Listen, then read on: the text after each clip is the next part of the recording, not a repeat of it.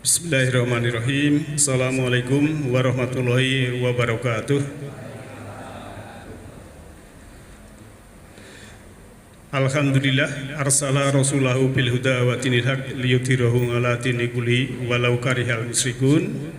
Asyhadu an la ilaha illallahul malikul haqqul mubin wa asyhadu anna Muhammadan abduhu wa rasuluhu rahmatan lil alamin. Allahumma sholli ala Muhammadin wa ala alihi wa sahbihi ajmain. Amma ba'd. Subhanaka la ilma lana illa ma 'allamtana innaka antal alimul hakim. Rabbi shrah li sadri wa yassir li amri wahlul 'uqdatam min lisani yafqahu qawli. Sahabat Bapak Ibu yang saya hormati, kajian Majelis Taklim Nurul Huda yang insya Allah dirahmati oleh Allah Subhanahu wa Ta'ala.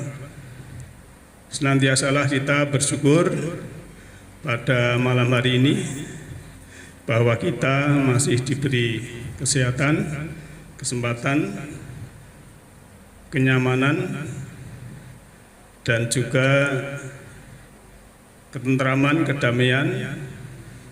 Semua itu karena Allah Maha Pengasih lagi Penyayang.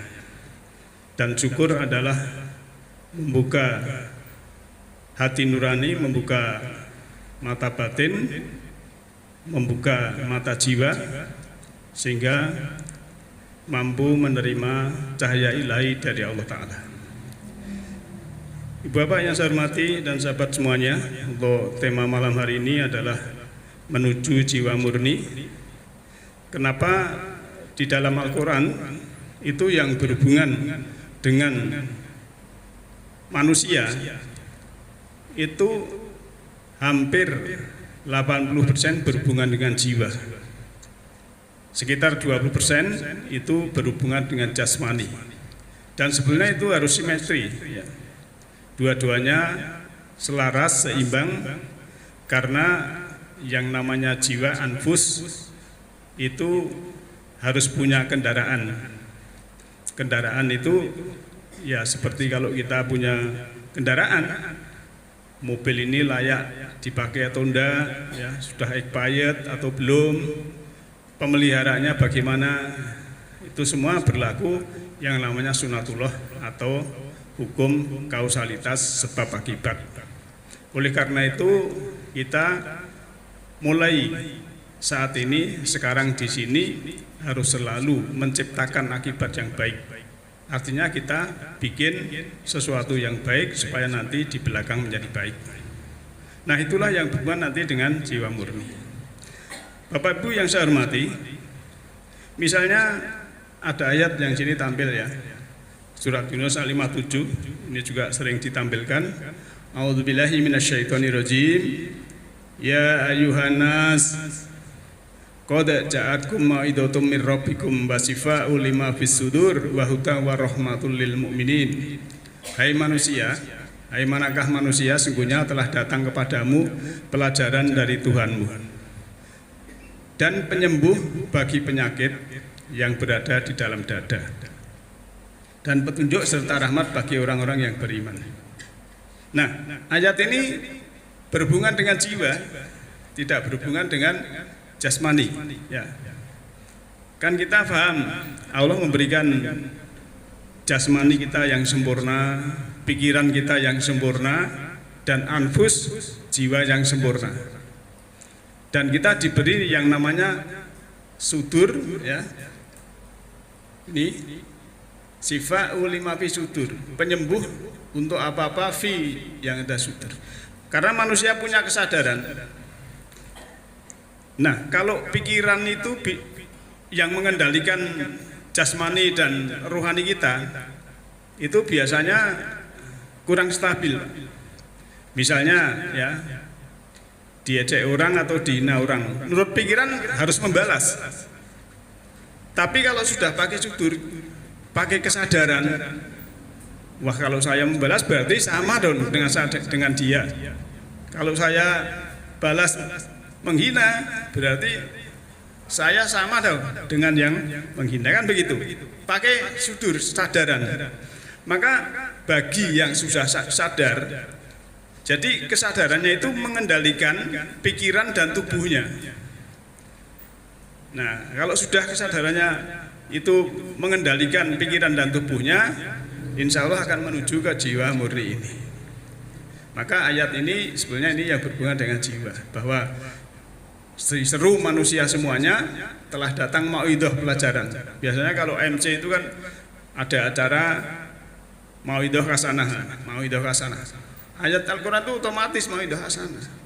Ya mir rabbikum, Rob secara konsep sering saya sampaikan bahwa ini kausalitas dari Allah Tuhan yang membuat kausalitas.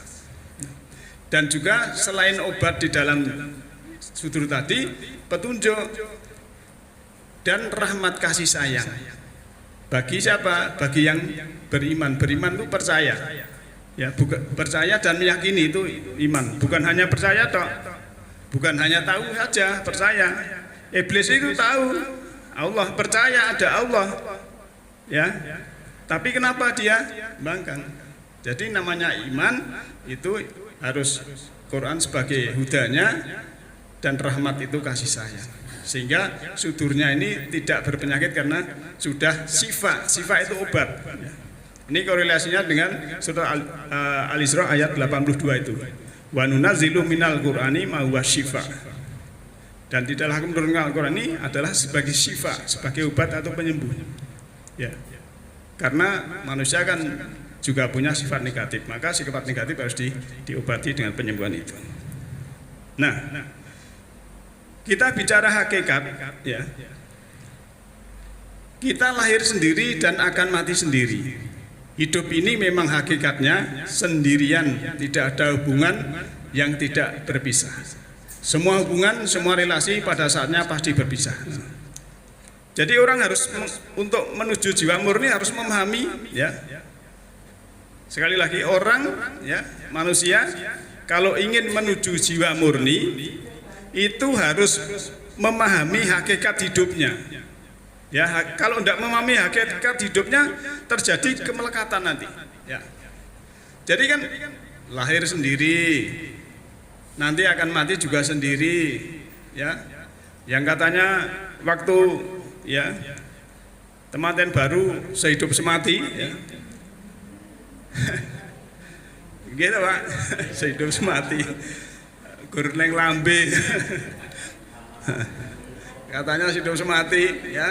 Akhirnya ditinggal, ya, berpisah, akhirnya juga nikah lagi misalnya begitu. Nah, jadi hakikatnya, ya, hidup ini memang hakikatnya adalah sendirian. Ya. Apapun yang kita miliki itu semua kan hanya istilahnya nyawa gaduan, pangkat sampiran, nomor Mbah, cara Jawa nih. Jadi nyawa ini gaduh itu nyawa gaduh itu orang duweni, ya. Cuma hak pakai. Jadi dan namanya gelar dan sebagainya sampiran. Tapi kadang orang itu malah bertopeng dengan gelar dan titel, itu yang bahaya gitu. Sehingga tidak terbuka hatinya, tertutup, itu yang berbahaya. Dan semua hubungan relasi semua pasti akan berpisah. Apapun, ya. Jangankan yang jauh, ya, yang dekat. Kalau kita menyadari ini tidak ada kemelekatan. Tapi apa? Ya kita nikmati apa yang ada kan begitu. Nanti ada keterangan kita sudah saya kumpulkan. Dialah Allah Alladzi yang khalaqakum, menciptakan kamu dari turab, saripati tanah. Ini sering kita bahas, ya. Saripati tanah itu ayah ibu kita memakan dari saripati tanah kemudian menjadi sperma dan ovum.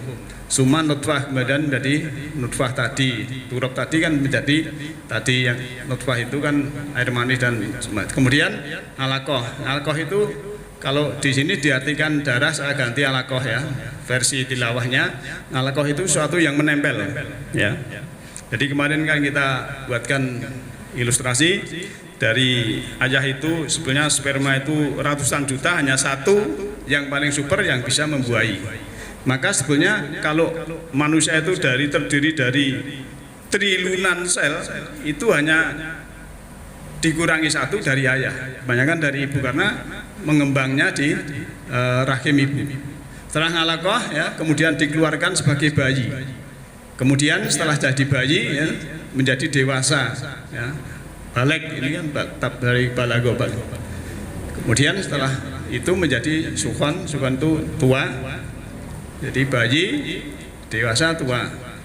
Nah, kemudian sebagian diwafatkan sebelum itu dan sebagian juga ya ini ya sampai ajal musamah itu waktu yang ditentukan.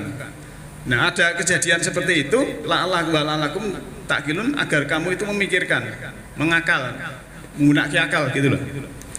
Nah, di sini jelas sekali ya perjalanan manusia kan.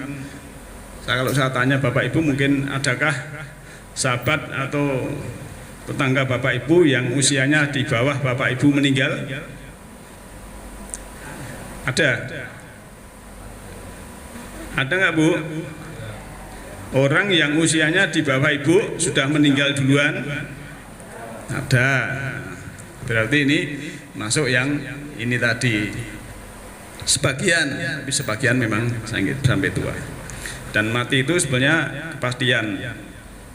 Tapi mati itu bukan berakhir dari kehidupan, sebenarnya jadi sesuatu yang awal perjalanan kita. Kalau kita lahir kembali saat ini di sini kita sudah beramal baik, kita sebenarnya tidak usah takut mati. Karena itu nanti ibaratnya kan saya ibaratkan dulu itu seperti daun itu Pak. Ada tumbuhan, daunnya sudah kuning ya. Wah, aku nggak mau jatuh ke tanah, aku tak di pohon saja. Ini daun ini menderita Pak. Tapi kalau daun ini, wah aku ikhlas jatuh di tanah, kemudian nanti campur dengan tanah menjadi kompos, terus nanti diserap oleh akar, suatu saat menjadi bunga yang indah, menjadi daun yang indah lagi. Itulah sebenarnya manusia kalau menyadari seperti itu. Semesta itu memberikan pelajaran yang sangat indah dan luar biasa. Jadi kita tidak usah sudah expired ya wis kelas gitu aja orang mikir iki dan sebagainya. Maka nanti jangan sampai kita ada kemelekatan.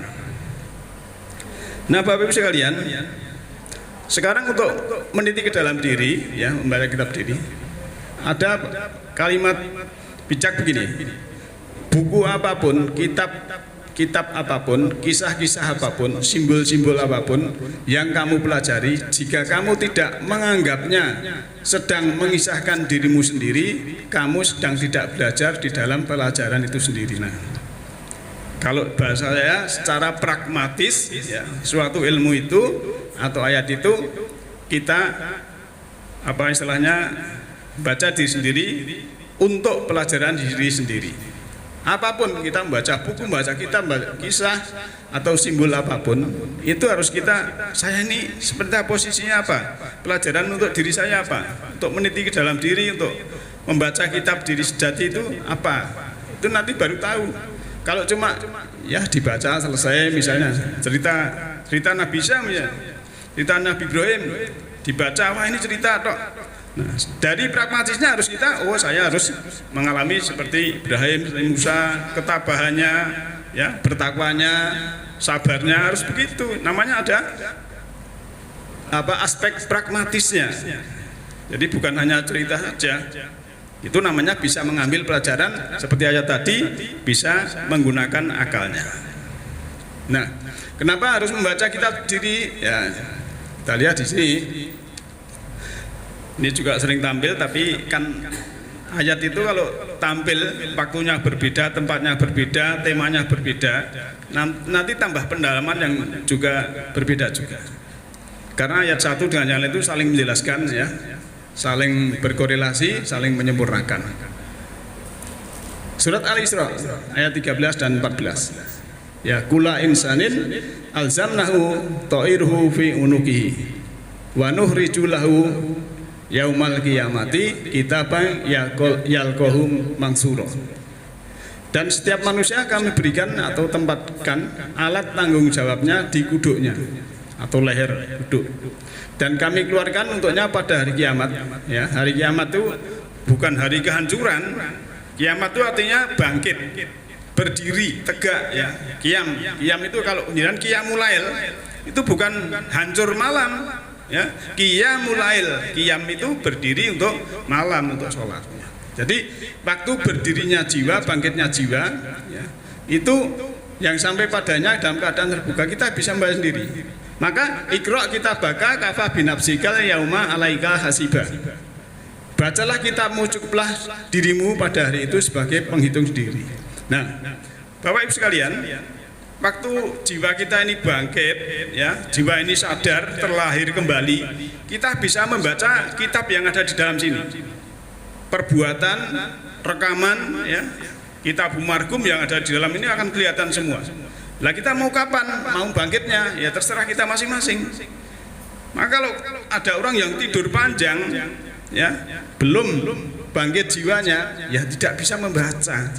Karena waktunya itu, ya, waktu yaumal qiyamah, waktu dia bangkit kesadarannya. Kalau ini dipahami nanti kiamat yang akan datang, ya monggo, tidak apa-apa. Tapi secara pragmatis mari kita sekarang saat ini di sini supaya kita nanti tidak ilusi sesuatu yang ilusi, tapi kita sudah mengalami sendiri, ya, mengalami sendiri. Karena agama itu dialami, ya. Pengalaman itulah guru yang paling baik. Jadi bukan teori, mengalami. Maka kalau ada orang, ya, masih muda, walaupun mungkin titelnya sudah panjang, belum nikah, belum bekerja, lulus dari sekolah langsung mengajar bab ekonomi, bab rumah tangga, itu baru teori, ya. Kadang cuma persepsi, beda yang sudah mengalami, kan begitu, ya. Jadi ada perbedaan, sudah mengalami dengan hanya apa teori, ya.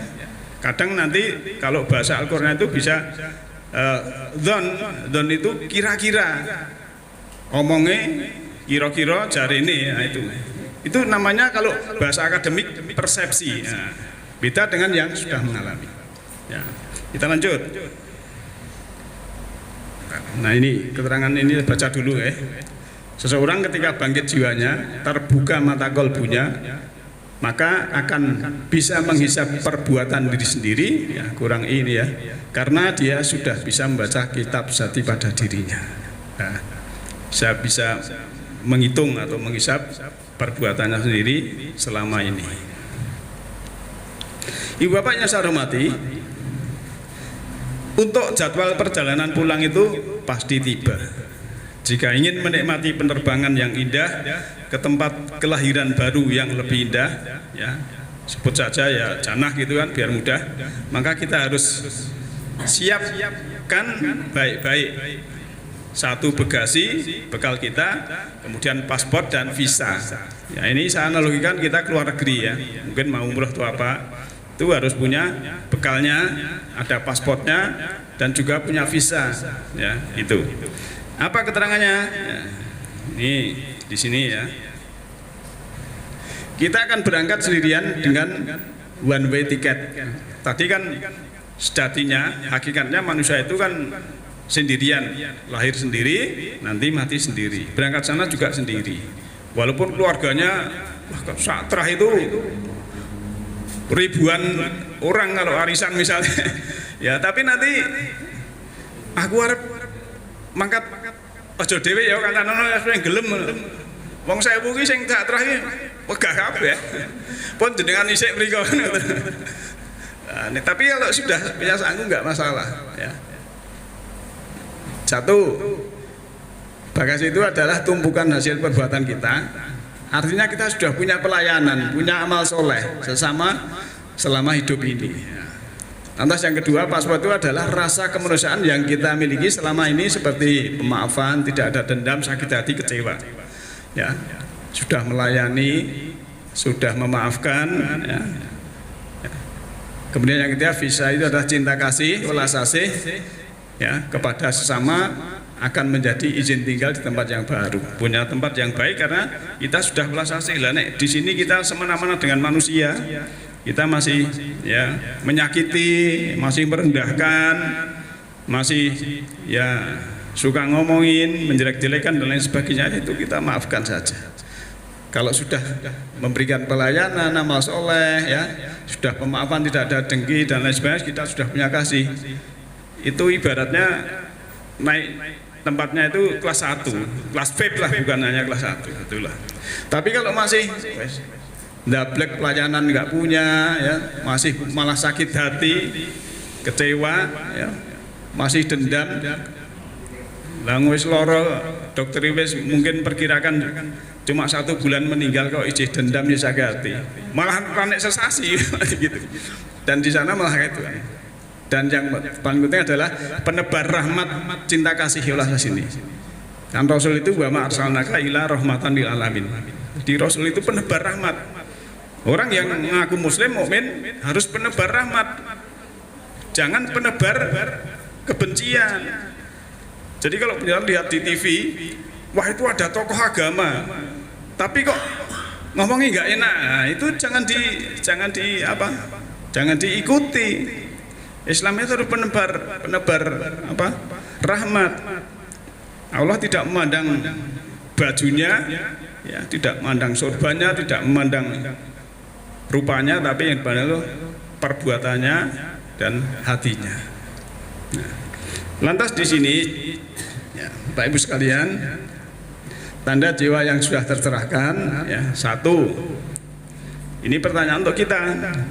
Apakah kita telah mampu membersihkan kotoran batin seperti mengendalikan keserakahan, kemarahan, kebencian, iri hati, sakit hati, dendam, dan juga delusi? Ya. Jadi ini nanti ada parameternya. Saya bikin 10. Ini 1. Ya. Kedua, kita telah mampu melepas kemelekatan duniawi. Ya. Boleh memiliki, menikmati, tapi tidak boleh melekat. Jangan melekat. Istri, ya, mobil, rumah baik, uang, ya, anak, itu boleh dinikmati, disyukuri, ya, tapi jangan ada kemelekatan. Kalau melekat, wah itu nanti ya yang dipikir itu malah bisa menjadi Tuhan. Kan ada contoh itu surat A'raf ayat 189, 190. Orang tua yang ada kemelekatan pada anak malah menjadi musyrik, ya. Karena apa? Malah lupa Tuhan, sing diingat anaknya terus, ya gitu. Ya, boleh kita nikmati, kita miliki, tapi jangan sampai ada kemelekatan. Nah, yang ketiga, kita semakin mudah memaafkan orang lain dan melupakannya. Nah, ini cirinya juga kita gampang memberi maaf orang lain terus dilupakan. Tapi nek memberikan maaf masih sulit, malah wah ngikit-ngikit wae, ini perlu jiwa murninya itu masih jaraknya masih jauh gitu loh maksudnya. Maka kita berikan parameter-parameter. Keempat, kita semakin terbuka menerima ilmu, semakin mendengar, menghindari konflik dengan orang lain, sudah open minded. Jadi sudah terbuka, Pak. Maka kalau penjelasan ngaji dengan saya itu mau ngaji dari manapun silakan, nanti bisa, asal di sini bisa memfilter, ya. Burkonnya ada. Oh itu kok keterangan itu hanya ilusi, keterangan itu hanya halusinasi, keterangan itu hanya dongeng, keterangan itu hanya ceritane, kondone, jarine. Oh ternyata kok beda dengan ayatnya. Nanti akan tahu di sini, ya. Tidak apa-apa, kita terbuka. Ya. Ini yang 4, ya. 5, kita telah bisa menghormati perbedaan. Nah ini Pak, Allah itu menciptakan perbedaan Pak, karena ada ayat sebenarnya aku bisa menjadikan umat manusia itu satu, tapi bukan begitu. Memang saya bikin ini termasuk perbedaan warna kulit, perbedaan bahasa, itu ayat itu tanda. Jadi harus kita syukuri namanya perbedaan. Kalau Pak Anam Suroto itu ya jenenge pendapatnya ya oke gundul caranya gitu. Jadi tidak mungkin sama, gampangannya gitu. Menghormati perbedaan. Tapi kan biasanya orang kan yang tidak sama dengan saya ini diponis tidak sama dengan saya, ini kan besokannya begitu. Itu namanya ya belum bisa membuka mata hatinya, masih dangkal pengetahuannya. Kalau makin luas itu ya seperti samudra itu, ya ada bangkai masuk samudra diterima, ada air jernih diterima, air sungai diterima, ya ada plastik diterima, semua diterima, tidak apa-apa. Proses ya, itu termasuk atmosfer itu ya. Orang dari bawah ada asap pabrik, knalpot mesin, ya knalpot kendaraan dan semua diterima. Itu sudah istilahnya menghormati perbedaan. Keenam, sekarang kita tidak lagi memaksa orang lain untuk trust itu percaya kepada kita, tidak memaksa orang lain untuk mencintai diri kita. Nah, biasanya kita kan kamu harus nurut saya, kamu harus mencintai saya, kamu harus percaya saya. Dan kalau sudah orang itu sudah tingkat kecerahannya sudah tinggi, orang lain mau percaya mau tidak itu bukan urusan kita. Kita tidak usah memaksa-maksa ya, biar dia belajar dari kehidupan. Nah saya kan kadang ya juga di Facebook itu kan di inbox, ya Pak saya ini kok sulit tidur ya misalnya gitu. Ya sebabnya apa? Biasanya ngomong sulit tidur kok kan pikiran gitu kan. Solusinya apa nggih? Kadang ya nek solusinya apa Pak Ustaz? Pun jenengan niku nek sulit tidur, sesuk beneran mang sedekah, mang infak, mang sedekah. Ikhlas mengasihi fakir miskin. Insyaallah nek jenengan ikhlas mengke iso turu. Prakteknya tenan ya. Lah iso turu angler. Pas niki angler ya, alhamdulillah ten masalah gitu. Itu solusi misalnya gitu. Jangan sampai wis ora iso turu, pelit mbetitit ya, ada kemelekatan wis tambah khawatir nanti. Wah lah nek aku ora iso turu kok lara kok terbondoku piye, malah tambah ranggen. Nah, itu kan ya. Jadi yang ketujuh kita sudah bisa menerima sakit hati. Nah, disakiti itu kan kita sudah menerima, kita sudah luas. Tapi biasanya orang kan sakit itu di sini kan begitu, sakit di sini. Ya biar sakit di sana saja kan begitu ya. Ya. Kalau orang yang tidak bisa menerima sakit hati kan disakiti dikit kan, terus egonya keluar ya. Ya jadi ibaratnya luka yang terbuka Pak. Jadi kena air sidik langsung gini ya. Harusnya kita jangan seperti luka yang terbuka. Nah, gitu. 8. Kita tidak lagi menghakimi, tidak lagi suudzon atau berprasangka negatif, tidak lagi menebak-nebak sekalipun itu kepada keluarga atau kepada orang lain. Nah, jangan sampai kita itu suudzon atau apalagi menghakimi. Sukanya kan manusia itu kalau sudah apa nggih? Nek rasan-rasane bahasa Indonesia napa? Napa? Hah? Ngumpat. Pokoknya niku lho nek simbah kula dhisik, ibu-ibu niku Mbah Putri ngoten niku tidakane dopetanan terus ngrasani rasan-rasane iku namanya bahasa Indonesia napa. Nah, itu kan kalau rasanya sudah menghakimi ya. Kita harus menyadari Pak, kalau ada orang yang mungkin masih gelap, masih ini itu dan sebagainya, ya itu memang perjalanannya levelnya itu, ya. Kan sering saya sampaikan analoginya itu ibaratnya, niki Pak Haji Parman bikin rumah, renovasi rumah, ya toh. Ada batu, ada koral, ada kayu, yang buka kerah toh, gitu mai. Ojo dilokke, wah mai Pak Haji Parman kok elek, jangan gitu. Itu kan baru cara uang perjalanan hidupnya itu baru itu. Nanti akan indah pada waktunya setelah dia belajar dari kehidupan. Oh ini salah, akhirnya dia akan. Jadi tidak usah kita hakimi, tidak usah kita vonis dan lain sebagainya. Ya, kita baiki saja. Ya, itu tandanya kita sudah benar. Termasuk anak-anak kita, Pak. Anak-anak kita mungkin bapak ibu yang punya anak lebih dari satu. Ya. Itu mesti ada yang Wong tua ki pengine satu anak itu mandiri, yang kedua dewasa. Yes. Mung loro niki njalukane. Mandiri, dewasa. Jadi apa-apa sudah bisa menyelesaikan sendiri, ekonomi bisa menyelesaikan sendiri, masalah lain-lain juga menyelesaikan sendiri. Tapi ada yang minta didampingi. Wong tua ki titik ingatan dan sebagainya. Nah ini harus kita juga menyadari. Ya wis lah, ini memang kewajiban kita arahkan. Tapi ya biar kalau orang tua tidak dianu ya diam saja, biar dia belajar dari pengalaman hidupnya, belajar dari universitas terbukanya. 9, kita lebih memilih diam daripada berdebat. Nah, biasanya kan kalau kita masih suka berdebat itu juga tidak baik. Misalnya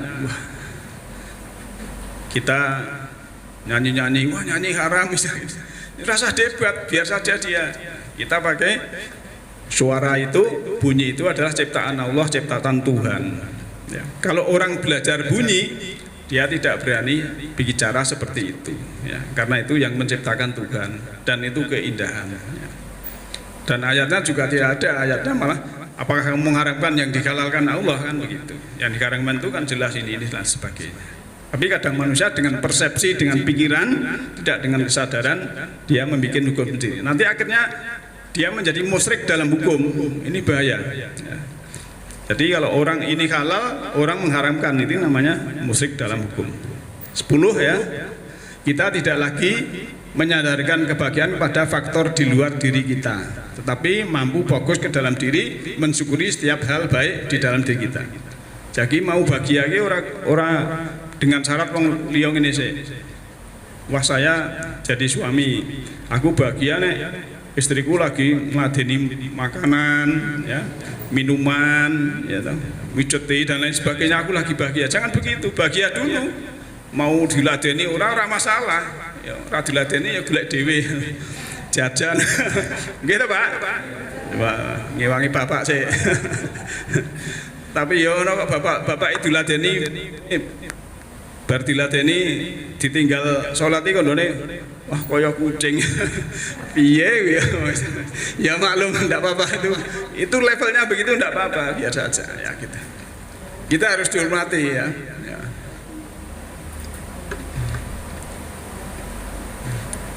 Bisa ditangkap Ibu? Yeah. Kalau enggak bisa ya yang penting mireng gesek. Ya nanti kita percepat, nanti sudah berapa menit nih.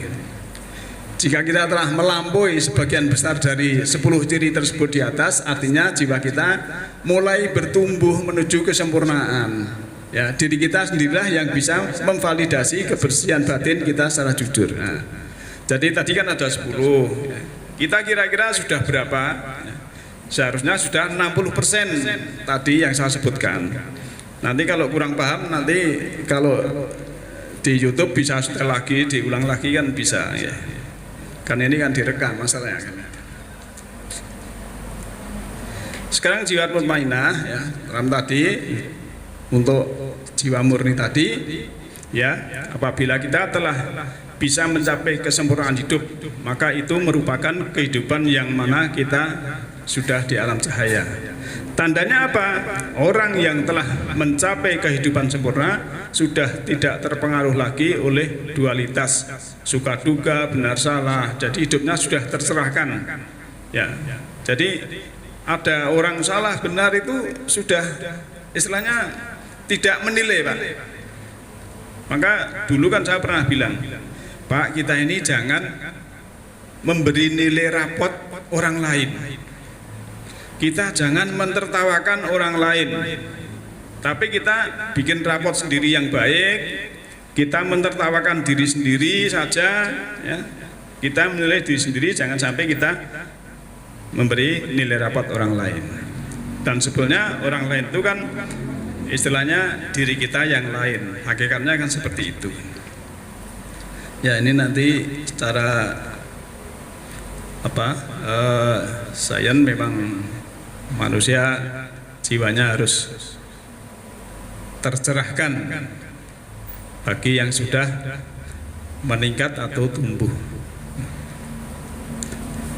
Pada saat kematian terjadi, jiwa meninggalkan tubuh fisiknya tanpa merasa mati, tapi serasa bangun di tempat tidur yang baru, yaitu rumah asalnya yang telah lama ditinggalkan selama menjalani siklus kelahiran dan kematian. Nah, Bapak Ibu yang saya hormati, kematian dan kehidupan itu adalah siklus, Pak. Ya, siklus. Maka bagi orang yang tawaf mengelilingi Ka'bah, itu kan Ka'bahnya kotak, itu artinya kita jangan terkotak-kotak, kemudian melingkar sempurna dari titik awal Hajar Aswad, lewati Multazam, Hijr Ismail, Makom Ibrahim, dan terus sampai lagi. Itu artinya kita dulu dari sana di rahim ibu yang tahu sudah kenal Allah, kita nanti harus mati juga harus jangan lupa Allah. Artinya kita sudah mutmainah, ya ayatun nafsul mutmainah, ya ayatuhan nafsul mutmainah, hai jiwa yang tenang, jiwa yang mutmainah, irji'i ila rabbiki radiyatan mardiyah, kembalilah kepada Rabbmu dengan hati yang puas lagi diridhoi. Fatkuli fi ibadi, masuklah ke hambaku, watkuli janati, ya, dan masuklah ke janahku, masuklah ke janahku. Jadi suruh masuk sebagai hamba-hamba Allah dan masuk ke janah. Janah adalah lambang ataupun juga tempat yang taman kesejukan. Janah itu taman, taman keindahan, taman kedamaian, taman kebaikan, taman ketentraman. Oleh karena itu, ya, kita jangan terjebak oleh sesuatu yang buruk sehingga catatan kita nanti menjadi buruk yang namanya sijin ini. Nah, Bapak Ibu yang saya hormati, mungkin lain waktu kita bisa teruskan, dan semoga yang dikit ini bermanfaat. Semoga kita bisa menjadi jiwa-jiwa yang mutmainah, jiwa-jiwa yang sudah menjadi hamba Allah dan masuk kepada jannah. Demikian yahdillahu linurihi mayasa, Allah menunjuki cahayanya berupa semesta rohani kepada siapa yang dikehendaki. Siapa yang dikehendaki adalah orang-orang yang berkehendak. Nasrun minallahi wa fathun qarib. Alhamdulillahirabbil alamin. Assalamualaikum warahmatullahi wabarakatuh.